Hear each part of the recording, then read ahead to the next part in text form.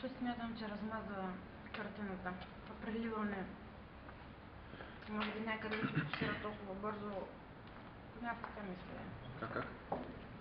Значи тези клипчета, които до сега ни бяха направени, се размазват, даже при гледане в интернет.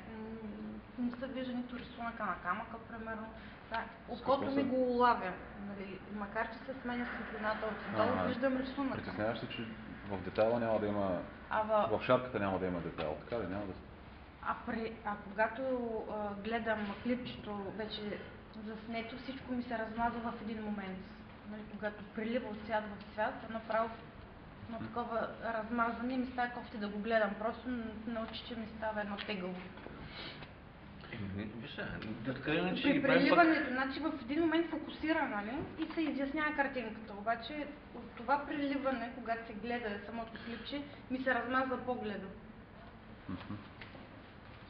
А вот это, видишь, мерцание такое идет, это, наверное, от их ламп. Может быть, выключить?